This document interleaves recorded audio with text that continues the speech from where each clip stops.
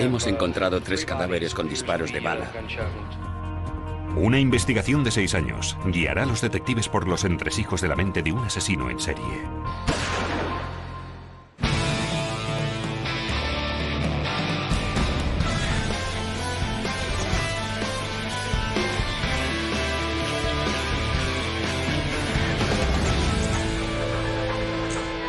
Crímenes imperfectos, historias criminales, El viudo negro.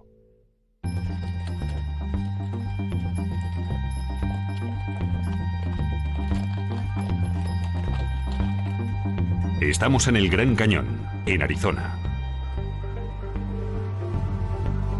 Robert Spangler, de 60 años, entra en el puesto de los guardas forestales.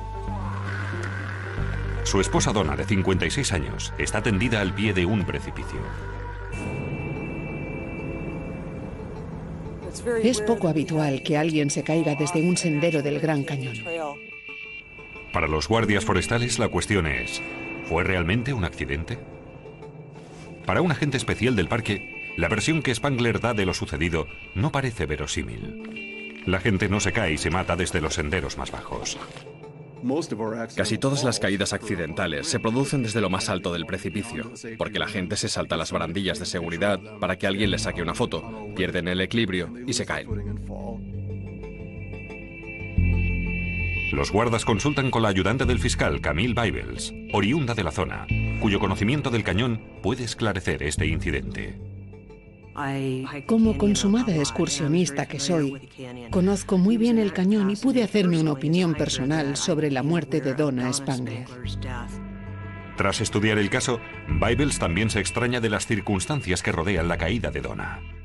Uno de los puntos que nos preocuparon en el caso Donna fue que no se precipitara desde lo alto del cañón, sino que murió tras caer desde uno de los senderos más bajos, algo muy poco habitual.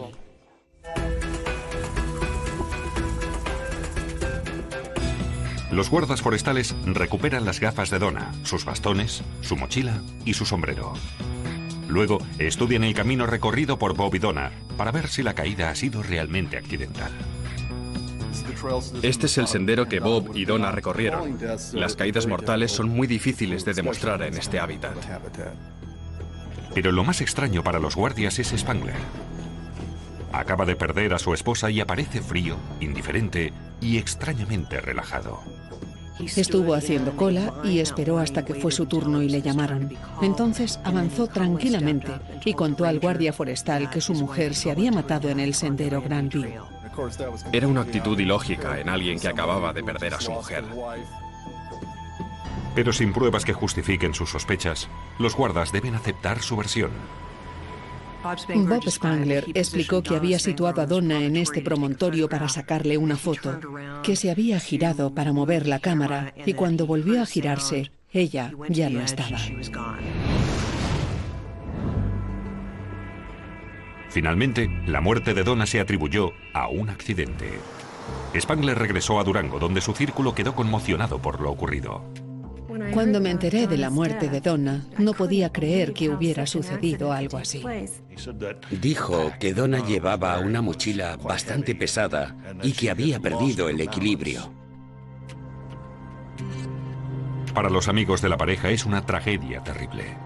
Bob y Donna eran un modelo conyugal. Donna era monitora de aeróbic y Bob era el disc jockey matutino de la emisora local. Bob era como un rayo de sol que entraba por la ventana de tu domicilio a primera hora de la mañana. Era tan dinámico, tan optimista, tan positivo. Bob era incombustible. Recuerdo que me alegré muchísimo cuando vi a Donna con Bob. Me alegré de que se hubieran encontrado. Era estupendo que encontrasen la felicidad a estas alturas de sus vidas. Ahora, tras 2 años de matrimonio, Bob vuelve a estar solo, apenado e inconsolable. A veces salía de la emisora para dar un paseo a orillas del río que corre justo debajo y pensaba: ese hombre está intentando superar su pérdida y lo pasará muy mal durante un tiempo. Pero tras esa fachada de tristeza, Bob esconde una oscura vida secreta. Todos se escandalizan al enterarse de que está viviendo con su exmujer, Sharon.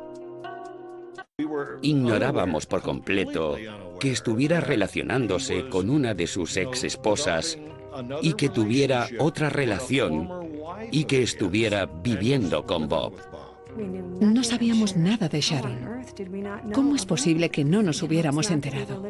¿Cómo es posible que no nos enteráramos jamás de su existencia? Sharon ocupó el lugar de Donna. A los 2 meses, Bob y Sharon ya vivían juntos.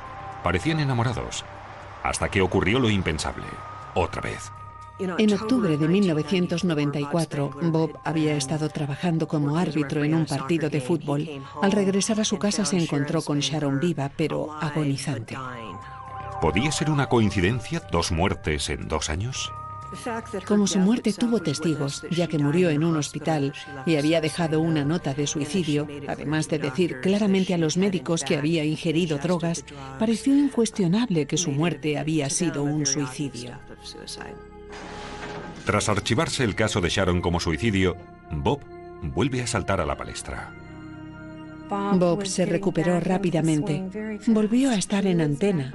Volvió a ser nuestro DJ matutino, tan increíblemente alegre y feliz como siempre. Pero cuando Bob escribe a la familia de Donna para contarles lo ocurrido, no pueden ignorar las coincidencias. La familia de Donna se puso en contacto con la oficina del sheriff para comunicarle que habían recibido una carta de Bob Spangler. La carta empezaba diciendo: la tragedia me ha golpeado de nuevo. Bob decía que su ex esposa Sharon había vuelto a vivir con él, pero había muerto de sobredosis. Esto dio que pensar a la familia de Donna. Tenían la sensación de que demasiadas personas habían fallecido prematuramente en la vida de Bob. Las sospechas de la familia incitan a las autoridades a establecer un equipo para descubrir la verdad sobre el pasado de Spangler.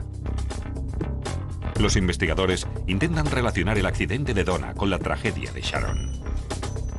La muerte de Donna parecía cada vez más sospechosa. 2 esposas de Bob, por lo que sabíamos, habían muerto en su presencia. Y mientras los investigadores profundizan para aclarar los misterios, pronto saldrán a la luz más preguntas y más cadáveres. Con 2 muertes sospechosas relacionadas con Bob Spangler, las autoridades vuelven a plantearse lo que le ocurrió a Donna en el Gran Cañón. Nos enteramos de que Sharon y Donna habían estado casadas con el mismo hombre y por ello empezamos a estudiar el caso. Los investigadores reconstruyen la caída de Donna con una cuerda para descubrir en qué punto del cañón se había estrellado su cuerpo. Buscan indicios para saber si se trató de una caída accidental o algo más siniestro. Aquí se puede ver la cuerda, que cae entre la vegetación y muestra la primera parte de la caída, hacia el primer punto de impacto. Y luego la cuerda sigue bajando unos 50 metros más, hasta el punto donde se encontró su cadáver. Cuando la policía reconstruye los pasos de Bob y Donna, empiezan a preguntarse por qué eligió Bob aquel camino. Bob había recorrido el cañón numerosas veces desde los 70. Era un excursionista que conocía perfectamente el terreno. Estos senderos interiores están muy poco concurridos, por lo que pueden ser muy adecuados para cometer un crimen sin testigos. Aunque la policía no encuentra a nadie que haya visto la caída, descubren inquietantes detalles sobre el comportamiento de Bob. Ciertos testigos nos contaron que mientras Bob subía por el cañón para ir a denunciar el supuesto accidente, iba preguntando a la gente si querían salir con él en futuras excursiones. Mientras tanto, el investigador Paul Goodman descubre algo todavía más sospechoso: la suerte del primer matrimonio de Bob, 20 años atrás. Bob y Nancy crecieron juntos en Ames, Iowa. Bob era el típico héroe del instituto como buen futbolista y Nancy era animadora. Fueron novios en el instituto. Pero como los demás matrimonios de Bob, también este terminó violenta y misteriosamente. Hemos encontrado 3 cadáveres con disparos de bala. Cuando los investigadores han llegado al hogar de los Spangler, se han encontrado con los 2 adolescentes muertos en sus dormitorios por herida de bala. También han encontrado a la madre, Nancy, en una silla junto a una máquina de escribir, con una bala en la cabeza. Nancy Spangler ha matado a sus hijos y luego se ha suicidado. Descubrí que el 30 de diciembre de 1978, un chico había ido a casa de los Spangler para visitar a su novia, Susan. Había subido a su dormitorio en la primera planta. La encontró muerta de un tiro. Al otro lado del descansillo encontró a David en su cuarto, igualmente tiroteado. El cuerpo de Nancy estaba en el sótano de la residencia. Cerca del cadáver, a un par de metros, había un revólver del calibre 38. La brutalidad y las circunstancias de los primeros asesinatos eran alarmantes. Luego que su tercera esposa muriese en el Gran Cañón y su segunda por sobredosis, era ya indispensable una investigación a fondo de estos casos. Para los investigadores, tantas muertes relacionadas sugieren un asesino. Me pareció muy evidente la práctica imposibilidad de que todas estas muertes violentas fueran accidentales. En Durango, sus amigos empiezan a cuestionarse lo que saben sobre su vecino Bob. La historia aparentemente triste que ha contado en la radio suena ahora sospechosa e intrigante. Durante el programa salió el tema del control de armas. Y Bob mencionó que su hijo había enloquecido con una pistola y había asesinado a su madre y a su hermana. Cuando sus amigos comparan la historia de su primera familia, las piezas no encajan. Decía que su mujer se había suicidado después de matar a sus hijos, pero la primera vez dijo que había sido su hijo, que se había suicidado después de matar a su madre y a su hermana. Y por supuesto eso me dio que pensar. A continuación, un equipo descubre la horrenda verdad detrás de un asesinato.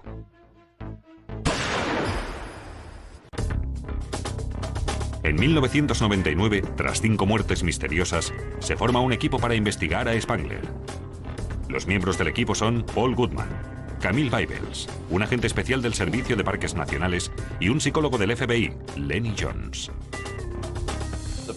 Lo primero que hicimos fue identificar a Spangler. Era un hombre con mucho carisma. Aunque era muy controlador y de temperamento fácilmente irritable, siempre conseguía que le perdonasen. Cuando los investigadores interrogan a sus amigos, se enteran de que es muy mujeriego. Bob era un depredador en cuanto a conseguir mujeres para establecer relaciones. Conseguía mujeres por internet, en encuentros de solteros, en reuniones de la iglesia. La intensa vida amorosa de Bob arroja una nueva luz sobre su primer matrimonio 23 años atrás. Nancy y Bob estaban pasando una grave crisis matrimonial. Bob Spangler mantenía una relación adúltera con Sharon. Consideré que la relación entre Bob y Sharon podía ser un móvil plausible. Con la desaparición de Nancy, Bob pudo cortejar tranquilamente a Sharon, que se convirtió en su segunda esposa. Pero, ¿tuvo Bob otro motivo para desear la muerte de Nancy? Bob y Nancy tenían un patrimonio de cientos de miles de dólares. Una cantidad enorme en el año 78. Para mí era un móvil bastante consistente. Tras la muerte de su primera mujer y de sus 2 hijos, Bob no pierde el tiempo para empezar de nuevo. Inmediatamente Sharon se instala en su vida. Y Bob se casa con ella 7 meses más tarde. La pareja convive en la casa donde David, Susan y Nancy han muerto. No creemos que Sharon supiera que había asesinado a su familia. Creemos que dio crédito a su versión. Sharon era muy activa, dinámica, llena de vida. Juntos iban de excursión por el cañón. Pero la relación entre Bob y Sharon no es un cuento de hadas. Tras 9 años se divorcian y Bob vuelve al acecho de mujeres. Nuestra investigación nos permitió descubrir que Bob recurría a menudo a Internet, a los contactos personales. Asistía a las fiestas de solteros y en una de estas conoció a Donna. Tan solo 3 años después de divorciarse de Sharon, Bob inicia una nueva relación que tendrá un trágico final. Conoció a Donna en 1991. Se casó con ella y se trasladaron a Durango. Los Spangler parecían ser la pareja perfecta, pero aunque Donna siempre pusiera buena cara ante la gente, cuando investigamos un poco, se puso de manifiesto que Bob no era feliz en su matrimonio. Donna no parecía ser el tipo de mujer que realmente deseaba en su vida. Hasta que en 1993, Donna muere tras despeñarse en el Gran Cañón. Con un inquietante historial de 2 esposas fallecidas sospechosamente, Spangler recupera una antigua pasión. Por extraño que parezca, tras la muerte de Donna, Sharon, su segunda esposa, de la que se había divorciado, vino a vivir con él. Sharon estaba pasando dificultades financieras y también una época emocionalmente difícil. Entonces, la desgracia vuelve a abatirse por tercera vez. En octubre de 1994, Sharon muere por una sobredosis. El modelo se repetía una y otra vez. En cuanto el matrimonio entraba en crisis, la mujer moría de repente. Algo comprobado en el caso de Nancy y Donna. Esto nos dio suficientes motivos para empezar a pensar más en un homicidio. Cuando los investigadores comparan los 3 casos, emergen 2 móviles evidentes. Una salida rápida de un matrimonio problemático y un beneficio económico gracias a los bienes de la mujer. Tras la muerte de sus distintas esposas, Bob era un hombre bastante rico. Le salía más barato que un divorcio. El denominador común parecía ser triple: Spangler, asesinato y dinero. En busca de pruebas que apoyen su teoría, Paul Goodman vuelve a estudiar la carta que Nancy escribió antes de su suicidio. Nancy tenía delante una máquina de escribir con una nota que explicaba todas sus acciones, firmada con la letra N. En el momento de los hechos, el señor Spangler proporcionó a los investigadores muestras de la caligrafía de su mujer. Y el experto en caligrafía declaró que aquella letra N había sido escrita por Nancy. Los investigadores consideraron que la prueba era irrefutable, pero Paul Goodman no se deja engañar. A menudo en las parejas uno le pide al otro que firme un papel en blanco. Pensé que quizá había ocurrido eso. Goodman pone en entredicho la letra de Nancy y la máquina de escribir que parece manipulada. En el teclado no se distinguía ninguna huella dactilar porque las teclas habían sido limpiadas. Cuando Goodman busca residuos de disparo, crece su teoría del asesinato. Los residuos de disparo se generan cuando se dispara un arma de fuego y consisten en 3 tipos de sustancias químicas que se emiten en el aire. En 1978 la ciencia no estaba tan avanzada y casi nadie comprendía la importancia de esas pruebas. Nancy, la supuesta autora de los disparos, no presentaba residuos en la mano. Un hecho que los investigadores atribuyeron a un error forense. No se concedió mayor importancia a la ausencia de residuos de disparo en las manos de Nancy, porque se las habían limpiado en el laboratorio forense. Aunque no existan pruebas contundentes de la culpabilidad de Spangler, Goodman sabe que Bob ha tenido algo que ver en todos esos asesinatos. Me parecía muy improbable que hubiera sido un suicidio. Normalmente el disparo suicida entra por la sien derecha o izquierda. En cambio, la herida de bala de Nancy estaba en otro lugar, más cerca de la coronilla. Un punto muy raro en el caso de un suicidio. Mientras la policía resuelve un crimen ocurrido 20 años atrás, la policía teme que Spangler tenga un nuevo objetivo. El investigador Paul Goodman se extraña ante los restos de pólvora que rodean la herida mortal de Nancy. La forma en que están dispuestos sugieren que la pistola se disparó desde cierta distancia, algo que le parece muy extraño. En los casos de suicidio, casi todas las heridas de bala son heridas de contacto. El suicida no quiere fallar el tiro. En estas heridas, las partículas de pólvora se adhieren como un tatuaje alrededor de la herida, formando un dibujo muy característico. Y cuanto más lejos esté la pistola, más disperso es el dibujo, hasta que a unos 40 centímetros el dibujo desaparece. Para corroborar sus sospechas, Goodman visita al doctor Michael Dobersen. Disparan una pistola a distintas distancias para reconstruir aquel disparo. Cuanto más alejada está la pistola del blanco, más amplia es la dispersión de la pólvora sin quemar que contiene el cartucho. ¿Cuál de estas muestras es la más parecida a la de la herida de Nancy? Creo que está a una distancia aproximada de entre 5 y 15 centímetros. La distancia no concuerda con un suicidio. Entonces el doctor Doberson estudia la trayectoria de la bala. Con este modelo podemos demostrar la dirección de la bala y además, mediante la información de las pruebas de disparo, podemos hacernos una idea de la distancia que separaba el arma de la cabeza cuando se realizó el disparo. Bien. Y puedo afirmar, con un grado de certeza médica razonable, que la pistola fue disparada a esta distancia de la cabeza, por lo menos. Goodman tiene ya la prueba de que Nancy no se suicidó. Cuanto más lejos esté la pistola en el momento del disparo, más probabilidades hay de que haya disparado otra persona. El forense estudió las pruebas bajo una nueva luz y llegó a la conclusión de que Nancy había sido asesinada. Las pruebas no indicaban que hubiera sido un suicidio.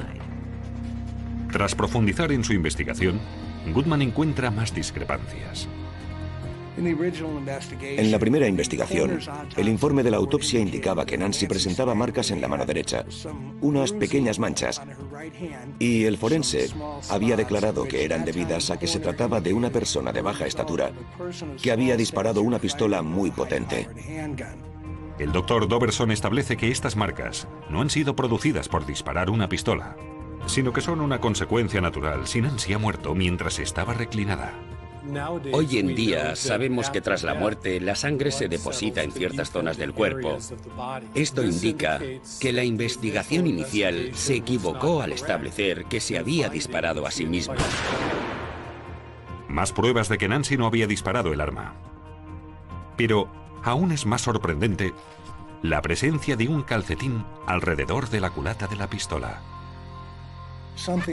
Si Nancy había realizado 2 disparos para matar a sus hijos y luego se había disparado a sí misma y la pistola había caído al suelo, era simplemente imposible que el calcetín hubiera permanecido todo el rato alrededor de la culata de la pistola.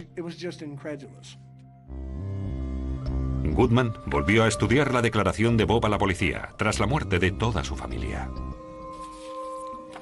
Según su primera versión, Bob declaró que él y su mujer habían tenido una pelea. Él se había marchado a dar un paseo.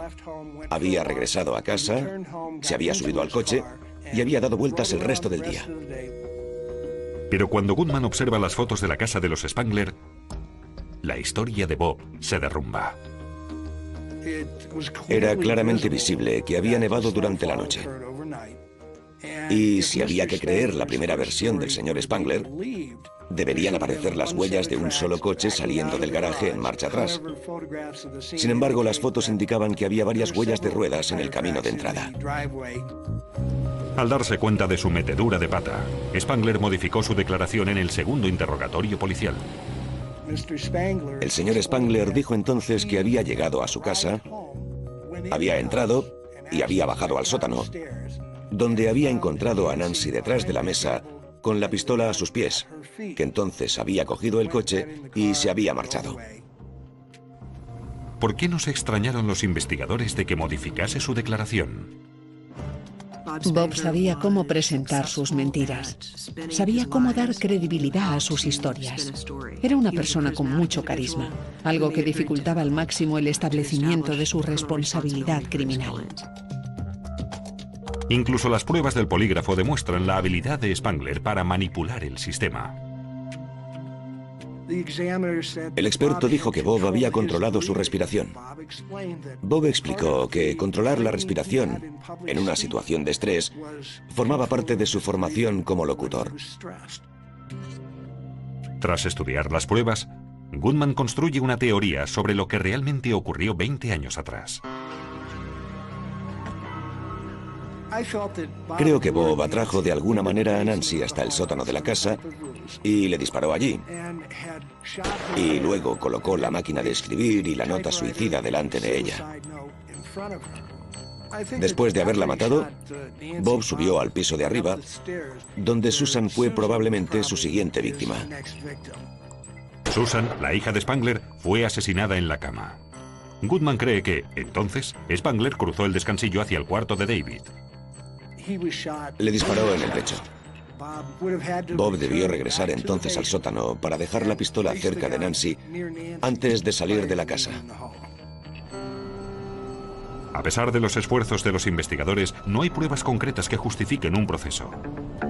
Pero un nuevo suceso empuja al equipo a entrar en acción lo antes posible. Spangler acaba de casarse por cuarta vez. Según creíamos, Bob Spangler era una persona muy violenta, capaz de matar a sus seres más cercanos. Si había contraído ahora un nuevo matrimonio, nos preocupaba sobremanera la capacidad de supervivencia de esa mujer. Pero en agosto de 2000, el caso da un nuevo y extraño giro. Spangler sufre un cáncer terminal de cerebro. Sabiendo que sufría una enfermedad terminal, nos preocupaba la posibilidad de que volviera a matar. Todos los que estábamos involucrados en la investigación nos dispusimos a entrar en acción de inmediato. 5 personas han muerto y una sexta está en peligro. ¿Podrá la policía detener a Spangler antes de que enviude de nuevo? Para el equipo se acaba el tiempo. El cáncer de cerebro de Spangler, junto con su nueva esposa, podrían empujarle a matar de nuevo. Pero sin pruebas definitivas, los investigadores no pueden actuar. Debíamos actuar rápidamente, pero necesitábamos una confesión para inculparle. Aunque las muertes de Donna y Sharon son sospechosas, los investigadores no tienen nada que mostrar ante un jurado. Nuestra posición era realmente muy difícil en cuanto a la investigación de la muerte de Donna. Para poder demostrar que había sido asesinada con premeditación, necesitábamos que Bob Spangler nos lo confesara, o bien a nosotros o a otra persona. Los investigadores recurren al psicólogo del FBI, Lenny Jones, para que les ayude a comprender a Bob Spangler. Bob Spangler era un asesino en serie, pero también era un marido en serie y se había casado con varias mujeres a lo largo de su vida. Tenía mucho éxito con ellas. Sin embargo, era un hombre que necesitaba controlarlo todo y a todos. Necesitaba ser la parte dominante en sus relaciones. Siempre quería ser el líder. Era muy inteligente y se consideraba superior a los demás. Su imagen pública era muy importante para él. Armado con sus conocimientos psicológicos sobre la personalidad de Spangler, John se prepara para enfrentarse al supuesto asesino. Monta una estrategia basada en el talón de Aquiles de Bob: su vanidad. Una de las estrategias que utilizamos en nuestros interrogatorios fue sugerirle que los expertos del FBI estaban interesados en estudiar su caso para que les ayudara a entender mejor a los asesinos en serie. Todo está meticulosamente planificado para aprovechar el ego de Bob. Para empezar, John se presenta ante él como agente especial del FBI. Spangler pareció incluso hincharse un poco al saber que el FBI estaba interesado en él. Estaba en el centro del escenario y disfrutaba con la atención que concitaba. La estrategia funciona, tal como Jones había previsto. Mucho de lo que os voy a decir fascinará a vuestros expertos en perfiles psicológicos y a mí me encantará oír su opinión. Bob Spangler estaba muy fascinado consigo mismo. Le intrigaban sus propias acciones y su forma de funcionar. Soy distinto. Soy interesante. No soy una persona normal y corriente. Y no sé por qué. Spangler roza el tema de los asesinatos, pero no dice en ningún momento haberlos cometido. Fue un poco frustrante, porque tenía la sensación de acercarnos bastante a una confesión, pero no habíamos llegado suficientemente lejos. Y tuvimos que dejar el interrogatorio y dejarle marchar. Lo único que podíamos hacer era decirle que si estaba interesado en hablar con nosotros, tendría que ser él quien se pusiera en contacto. Por fin, a la mañana siguiente, Bob muerde el anzuelo. Suena el móvil de Lenny John y es Bob Spangler. Bob dice que le gustaría tener la oportunidad de hablar un poco más con nosotros. Por supuesto, aceptamos ese encuentro. En este vídeo, Bob Spangler describe cómo decidió matar a su primera mujer, Nancy, y a sus 2 hijos. Empieza hablando de su relación adúltera con Sharon. Sharon trabajaba para mí y era una mujer fascinante. Yo me sentía muy atraído hacia ella y decidí que, de alguna manera, sería una forma más fácil para mí que pedir el divorcio. En aquel momento me pareció una buena idea. ¿Cómo convenciste a Nancy para que bajara al sótano? Sorpresa, era casi Navidad. Ven aquí, siéntate tranquila, cierra los ojos. ¿Y qué hiciste luego? Cogí la pistola de donde estaba, se la acerqué a la cabeza y disparé. ¿Qué más hiciste entonces? Subí al piso de arriba y Susan estaba dormida en la cama. Le disparé al corazón, creo. Luego fui al cuarto de David. Pero me di cuenta de que no podía dispararle en la cabeza. Me resultó tan fácil con Nancy y con Sue, pero con David no pude hacerlo. Entonces retrocedí. Probablemente a una distancia como de aquí hasta la pared, y disparé. En esta zona, y disparé. Le alcancé.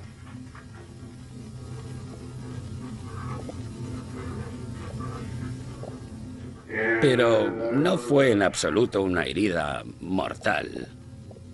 O sea que al final tuve que asfixiarle. Fue absolutamente increíble contemplarle mientras iba describiendo lo que había hecho. Los investigadores permanecen en silencio, anonadados, mientras Bob confiesa orgulloso cada detalle de su reino del terror, presumiendo incluso de cómo había falsificado la nota suicida de Nancy. ¿Cómo conseguiste que firmara?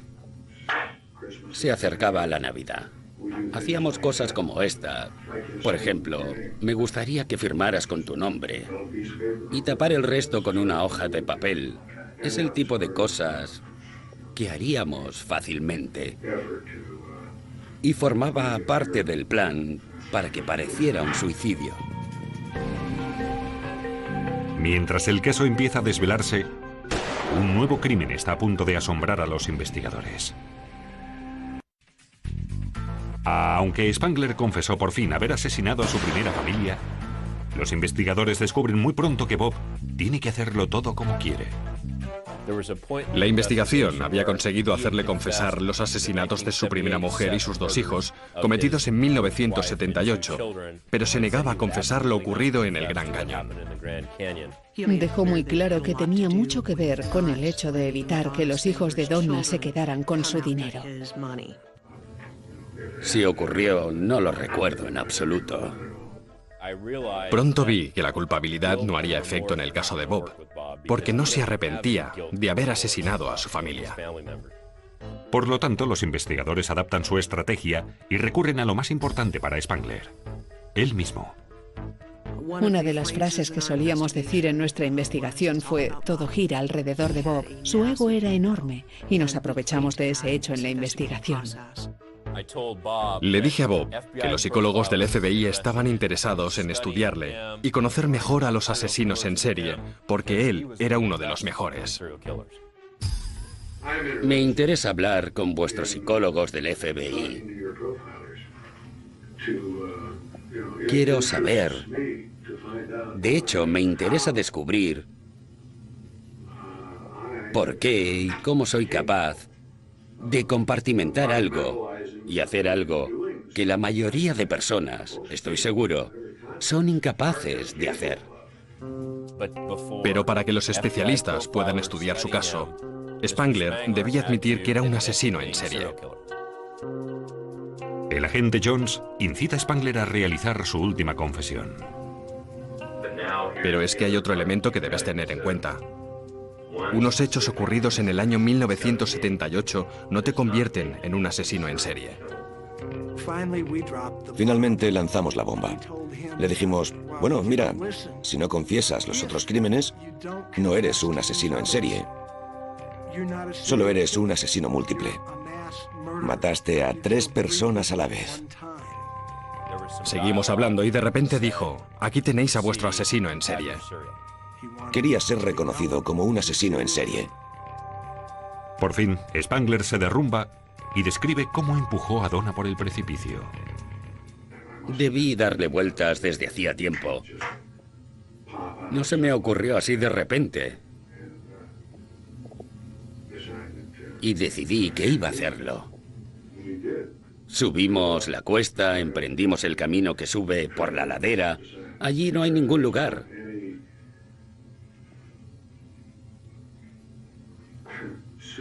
Ningún lugar adecuado donde pueda producirse un accidente. Pero gracias a mí, gracias a mi forma de ser, fui capaz de hacerlo. Sí, fui capaz de hacerlo. No era una mujer robusta, por lo que no me costó nada, obviamente. Subieron hasta un lugar desde el cual él sabía que la caída sería mortal. Le empujó mirándole de frente. Aquello me pareció especialmente interesante, porque a mí, con una mente muy distinta de la de Bob, me sería muy difícil mirar a la cara de la persona que estoy empujando hacia el abismo. Bob era capaz de asesinar a los miembros de su familia, porque para él las personas son una especie de hoja de papel. ¿Y qué hacemos con un papel que ya no nos sirve? Lo arrugamos y lo tiramos. Con escalofriante detalle, Spangler revela los detalles de su mente criminal. En gran parte, se trata de alguna manera de que en cuanto has adoptado una decisión, por ejemplo, acabar con sus vidas, es como si se bajara el telón y ya no me incumbiera realmente. A menudo me preguntaba después, ¿cómo demonios he podido hacerlo?